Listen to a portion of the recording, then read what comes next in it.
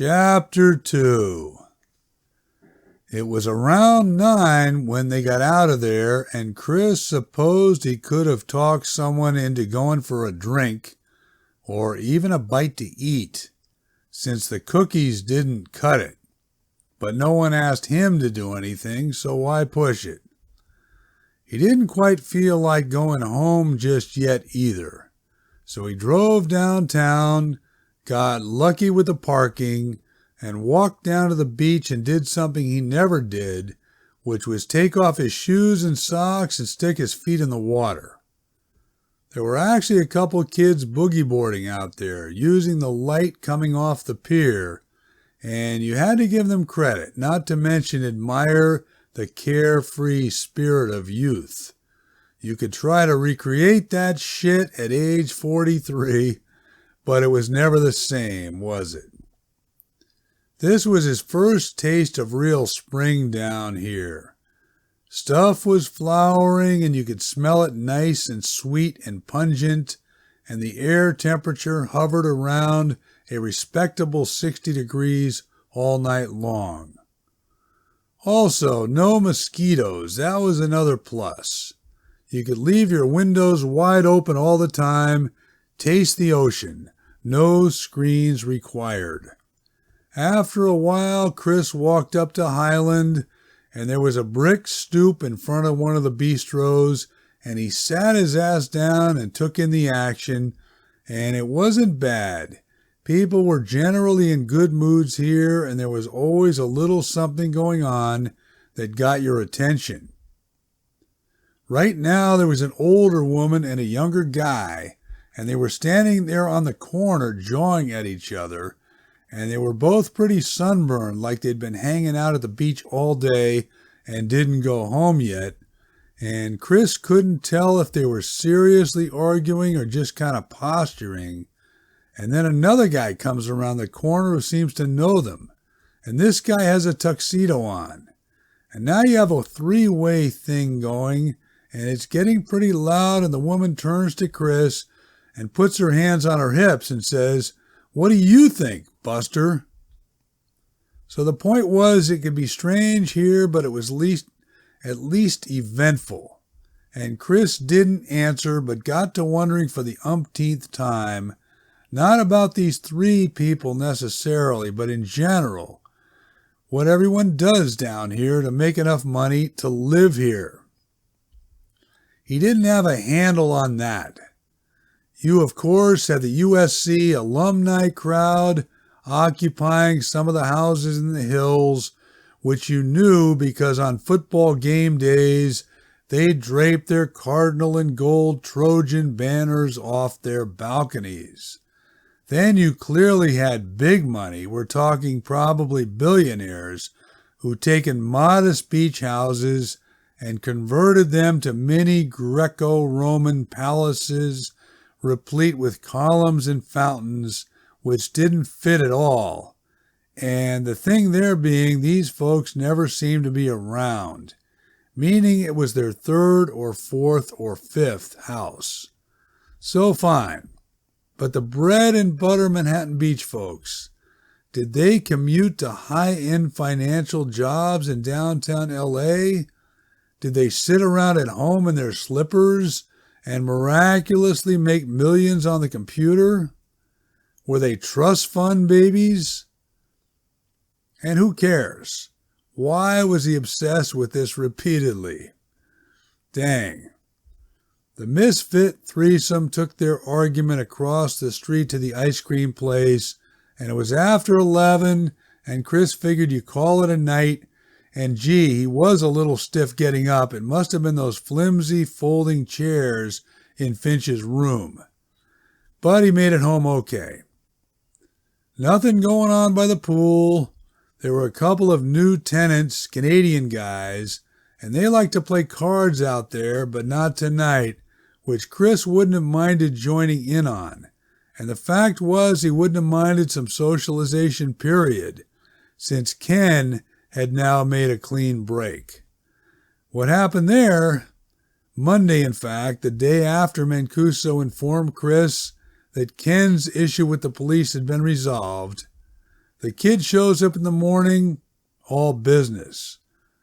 Chris wanted to ask him a few questions, starting with, "Were you hiding out in Bolinas by chance where I busted my tail like an idiot trying to find you, all based on a throwaway comment you made one time?" But the timing didn't seem appropriate, and Ken simply gathered the few things he had left in the apartment and thanked Chris for the hospitality and told him he had a place now but would see him around. No big hug, not even a handshake, and Chris admittedly thought it was over the top the few times Ken did get emotional and thanked him for stuff. But now you kind of hope for a little of that, and you got zip. And the fact was, Chris was pretty sure he didn't want a roommate when he offered Ken the couch for a few nights back then until he got it together. But then Chris got used to it, and the kid did inject some life into the place. And now this week with the clean break, it was a little lonely around here. Chris was man enough to admit it. He got in the recliner and hunted around on YouTube, and he found one he liked with a guy who rode his four-wheeler on the dirt roads near Area 51 and mounted a camera on the handlebars. And what else was new? You try other documentaries and themes and subjects, but you mostly bring it back to the high desert in southern Nevada. A storm was moving in on the guy, and there was a bit of suspense. Would he make it back on the four-wheeler to his truck in time? And the Area 51 gate security people, which everyone called the camo dudes, were playing cat and mouse with him as well, and they were kind of scary because they supposedly had the right to shoot you with no questions asked if you venture 1 inch over the barrier onto classified land. And the barrier extended up into the mountains, but it wasn't marked great, and you could picture some YouTube guy not paying attention, trying to get a good video capture and venturing across it and getting shot. He never did quite catch the conclusion. Did the guy dodge the storm okay? Did the security guy stop him at all? Did he capture any video of unusual aircraft out there? And meanwhile, you obviously knew the guy didn't get shot, because how would you be watching this video? So Chris dozed off before the conclusion, the laptop blaring away with the guy narrating, and he was in the perfect spot between slumber and deep sleep, where everything was colorful and clear and simple, and hopefully pleasant dreams were brewing. And unfortunately, the phone rang, and it was Ned. Chris said, blinking his eyes hard. "You kind of caught me." "Take a minute," Ned said. "I'm good now," Chris said, and he was going to ask what's up, but a big yawn took over. "Listen," Ned said, "you mind giving me a hand with something?" "Now?" A dumb question, probably, but you hope Ned meant help him power wash the sidewalk tomorrow outside the Strand house. That kind of something, which seemed unlikely. Ned said, "Well, yeah, next hour or so would be good. I mean, if you can." "Sure, I guess, no problem," Chris lied, and Ned said they could grab a bite first, since that's what Chris usually wants to do. "Not urgent then, you're saying," Chris said. "Sort of that," Ned said, "but actually waiting might be a little better." This wasn't making a lot of sense, but Chris was alert enough where it didn't seem like a good idea to ask too many specifics on the phone, and Ned said they could meet at the Kettle in 20 minutes. The Kettle wasn't exactly a go-to spot for Chris. It was a little pricey, and he leaned toward the few ethnic dives you could find in the South Bay. But the Kettle was an institution down here, family-owned, apparently since 1973, and the place had barely changed since day one, and that was worth a lot. Chris got there first, and he saw Ned out the window parking the SUV, and that was one good thing about getting dragged out of bed or the recliner at this ungodly hour. You could at least park. Chris checked his watch, and it was 10 to 2. Ned came in and sat down, part of his all smiles act on display, but not completely. He did give Chris a low 5. "You want my honest opinion?" Chris said. "You look kind of fucked up. Not booze-wise necessarily. Maybe it's just the time of day, your biological clock ticking down." "You caught me," Ned said, trying to smile, but again not pulling it off too well. "Well," Chris said, "you want to order something first and then break it to me why we're gathered here? Or reverse it?" "Order me a chef salad, please," Ned said. "I'll be right back." And the waiter came, Middle Eastern fellow, darn pleasant demeanor for having to work the graveyard shift, and Chris was tempted to ask him his secret, but you didn't want to go too far off topic. Ned came back. Chris wondered if he made a phone call pertaining to why they were here, and decided, geez, stop assuming everything's a big deal and let the man take a simple leak. The food came, and Ned looked around and lowered his voice. "I had to take care of Ralph," he said. Chris had ordered the soup of the day, and it was hot, and he was blowing on it, and he froze, the spoon suspended in front of him. Ned nodded. Chris said, "Take care of, like his bar tab? His return flight itinerary? You found him a woman for the night? You scheduled a yoga class for him in the morning? Any of that kind of taken care of?" "No." Holy Toledo.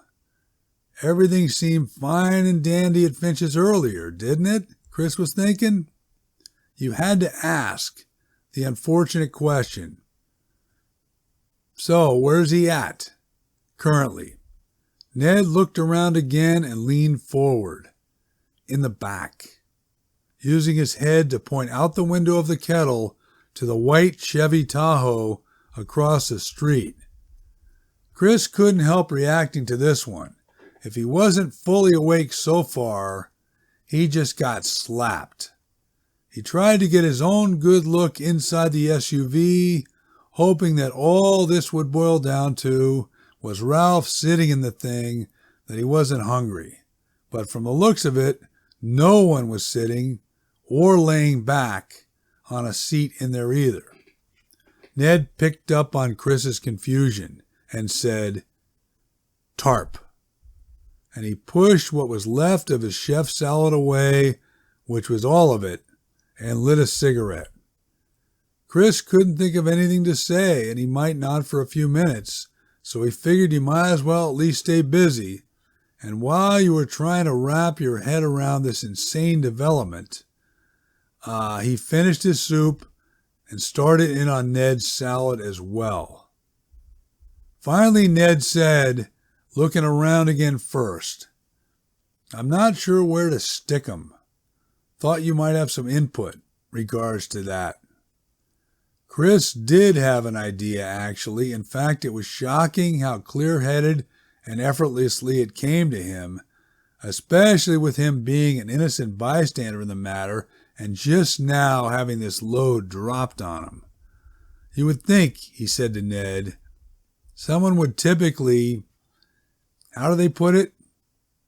Proceed with the end result in mind, you mean?" Ned said. "Yeah. You get that in the movies at least," Ned said. "Meaning," Chris said, "real life. It happens less predictably, you're saying." Ned nodded. "More spontaneous." They were both looking around like a couple of idiots before they spoke, and Chris did it again. "So you what, like, sot the guy?" Leaving out the H, not wanting to use the actual word. Wire, Ned said. Home Depot.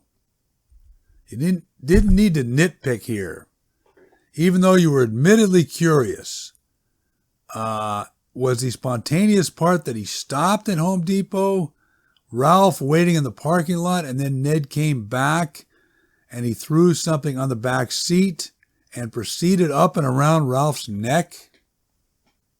Or was it that Ned happened to have the roll of wire, a previous Home Depot purchase, something unrelated to Ralph completely? Maybe he had to tie back some fencing on the upper patio of the Strand house, and the spontaneous part was he noticed the roll laying back there and decided maybe he should use it on Ralph instead.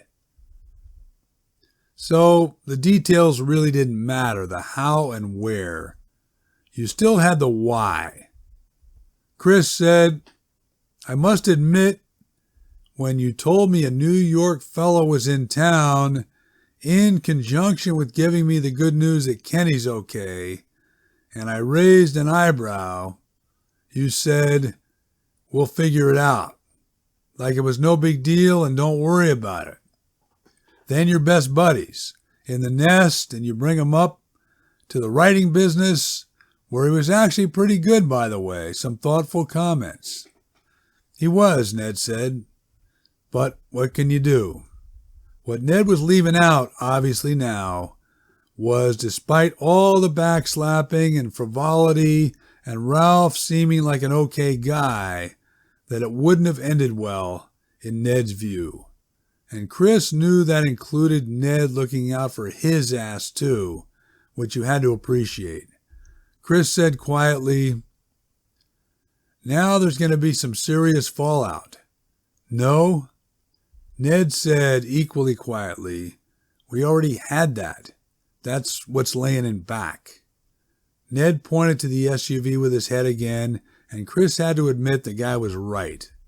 They were so caught up that they almost walked out of there without paying, and the poor Middle Eastern guy waiter had to tap Chris on the shoulder by the front door, and Chris only had a 50 on him, but it didn't seem like a great idea to use a credit card. You never know, so he handed it to the guy and said thanks.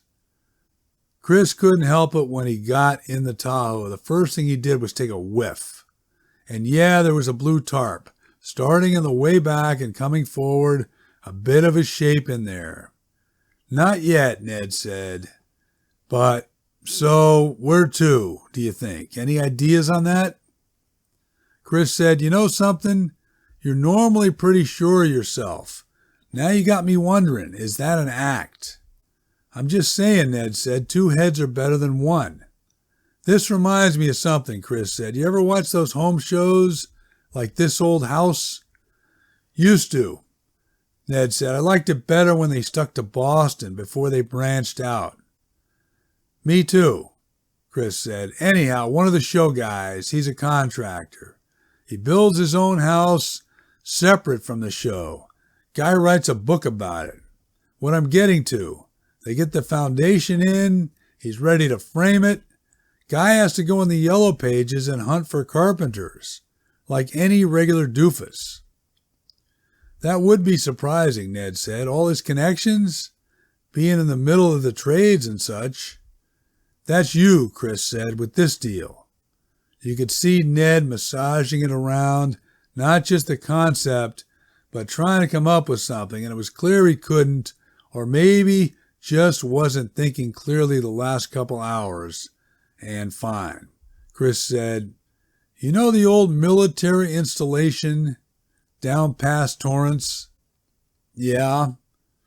Well, they developed part of it, of course, but you have that back area.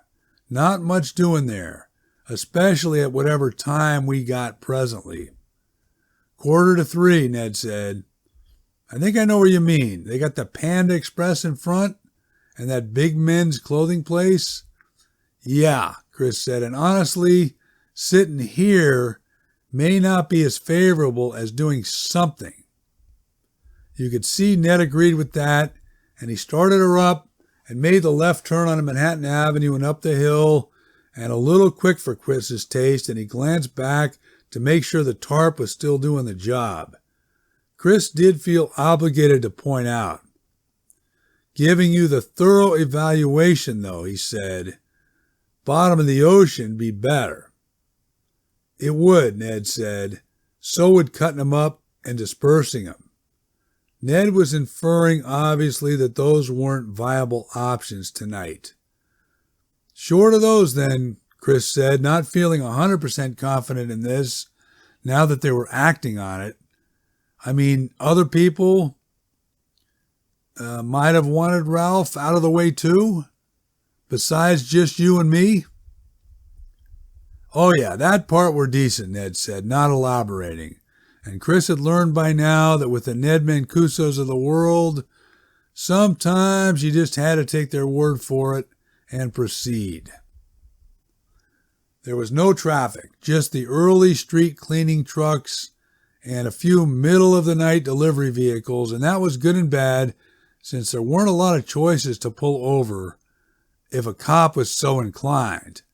But Ned drove respectably the rest of the way, which is down past Pollywog Park, under the 405 into Lawndale, then the right onto Prairie Avenue, a couple miles to the left onto Del Amo, and then you were in the warehouse district that surprised you when it opened onto the strip mall with the Panda Express. There hadn't been much else to talk about on the way, so they'd actually gotten on the subject of Panda Express. Chris mentioning that he tried this particular one a couple times, and it was good, better than most. Ned said he thought they were all the same, being a franchise, and Chris said no, this place used less sugar. And Ned said he'd have to try it himself sometime, that he didn't like it either when Chinese restaurants over-sugared stuff for the white population. Now here you were, and you looped around the back, and yes, son of a gun, this wasn't bad. It felt a little like the remote parts of the Presidio in San Francisco. Some beat-up buildings with old paint flaking off them, some cement stuff in the ground that felt like the remnants of old bunkers, even a little marshy pond, though you wondered if that would be deep enough. Ned parked back there and shut off the engine and opened the tailgate and handed Chris a pair of gloves. DNA, he said, like he was delivering an earth-shattering discovery, and Chris would have said, tell me about it, except Ned had the tarp off Ralph now, and the guy looked heavy. Again, Chris said, if I could suggest the end result first, like you were saying. I was thinking the water, Ned said. And yeah, that wouldn't be the worst choice, even though Ralph probably wouldn't drop below the surface. At least the water might mess with the DNA you likely both were going to put on him, despite the gloves. And of course, Ned, with the previous neck work, even a greater chance of a deposit. And they hauled Ralph out of there and stumbled around for the first 10 yards until they got the right grip squared away. And there was the 1, 2, 3 swinging them business, and they let fly. And Ralph didn't go far, but at least he was partially submerged, and some mud kicked up and covered most of his head and other areas, and what more could you do, really? Ned took the freeway back, leisurely, driving about 50. He said, well, that should work. You think? And just for my own information, how'd you come up with this place? Chris said, Chandler, if you can believe it. He ever tell you the story about the Craigslist guy? Nope. Ned said Chris wasn't sure about that. Ned might be totally playing along, but apparently he wouldn't mind hearing it again. Chris said, I'm not dying to go into it, but it's entertaining. By all means, Ned said. What else we got going the rest of the night? Chris said, I may be a little off, but he's selling a motorcycle, which already surprises you. Oh, big time, Ned said. Didn't know he had it in him. No. He's asking like $4,000. Some guy offers him $3,000 and wants more information. Chandler, We know how he can come across. He asked the guy, sorry, more information for what, since your offer's too low? I can see it, Ned said. Yeah, if he just altered his tone a little, he's accomplishing the same thing without unnecessarily ticking a guy off. Always a more diplomatic route, Ned said. Why pile on complications? There is, Chris said. Bottom line, the guy slams down the phone, then starts up his own ad on Craigslist, except he's using the photo of Chandler's motorcycle and his seller info and is asking $500 for the thing. Ooh, Ned said. Exactly. So Chandler's phone rings off the hook, and he may have gotten in trouble with Craigslist, I can't remember, but the crux of it is he arranges to meet the guy and make the sale after all. Uh-oh, Ned said. Meet the guy as in where we just came from? Yeah, so the guy can test drive the bike, which Chandler points out isn't street legal at the moment. He tells the guy he'll consider his $3,000 offer, but it has to be cash. Ned said. Except, Chris said, Chandler brings a couple guys with him. Shady characters is the impression. And what ends up happening, they rob the guy and otherwise teach him a lesson. Holy shit, Ned said. Our Chandler you're talking about? I know. He said he couldn't help it, but the guy hit a nerve, which I suppose I can understand, but still. Wow. So to answer your question, Chris said. You just did, Ned said. No, your question before that. Will this work? What we just came from doing. Ah, I think I said that should work. But you left it off with a question mark, did you not? I don't remember now. Chris said, I'm a little surprised, though, you didn't want to revisit your animal trainer's place. The lion pits and all. I considered it, Ned said. Probably best not to repeat yourself if you can avoid it. This was true, obviously. Chris said, so now, meaning bringing it back to Ralph's people or Paulie's people or whoever the fuck, when they get wind of the latest episode, what'll be the story then? Ned took a moment. We'll figure it out, he said, and he turned and winked at Chris, and the full smile was there, and the personality was almost back to normal, so it really was time to call it a night.